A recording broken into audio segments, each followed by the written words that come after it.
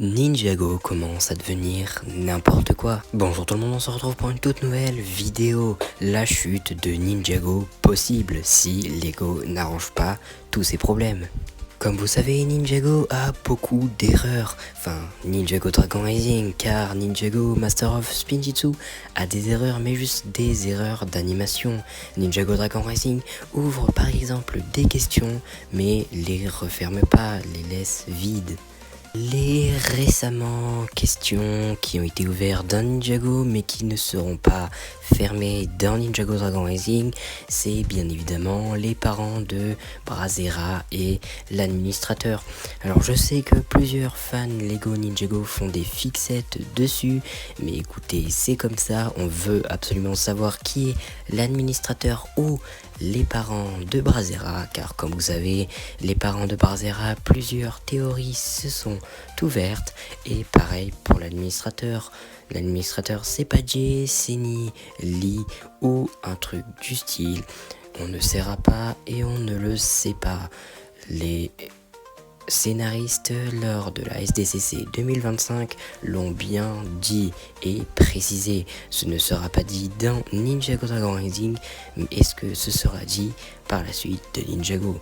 Je ne sais pas, mais ça c'est l'un des problèmes de Ninjago. On ouvre des questions mais on n'y répond pas.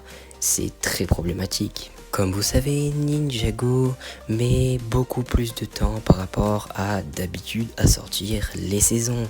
Bon, là cette année Oko a été gentil et nous fait une grosse avant-première pour la partie 2. Mais bon, c'est quand même un peu énervant de savoir que Dreams par exemple a le droit à avoir juste 2 ou 3 mois d'écart, voire 1 mois d'écart par rapport à la date de sortie de la partie 1. C'est ce qui s'est passé cette année. On a eu les épisodes en juin pour avoir les épisodes en août, la suite des épisodes plutôt. Donc voilà, c'est pas forcément de la jalousie, mais si, car Ninjago par exemple ça sort en avril et on a la suite des épisodes en octobre. C'est ça qui est très énervant, c'est que ils prennent plus de temps à partager du Ninjago que du Dreams.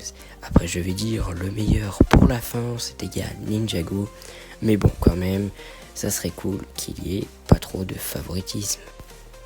La vraie raison qui pourrait causer la chute de Ninjago Dragon Rising, c'est que Lego ne veut surtout pas partager la révélation de l'administrateur ou de Brazera. Alors moi je ne fais pas du tout une fixette, je m'en fous et vraiment je m'en fiche de qui est quoi et qui est quand. Je m'en fiche, je regarde la série, je kiffe. Et de toute façon, les fans de Lego Ninjago ne vont pas arrêter d'aimer la série juste pour ça. C'est juste que Lego doit un peu plus faire attention à ce qu'ils font pour éviter de tout gâcher. Alors je l'accorde, cette vidéo et le titre et la miniature est un peu mensongère, mais c'est d'une façon putaclic on va dire, hein. Mais voilà, c'était juste pour un peu parler de ce qui arrive en ce moment à Ninjago, et c'est à peu près bien. Heureusement que les 15 ans de Ninjago vont tout sauver, car sinon Ninjago risque de s'éteindre avant les 16 ans. Avant que la vidéo commence, voici une petite pub pour parler des vidéos qui arrivent sur la chaîne.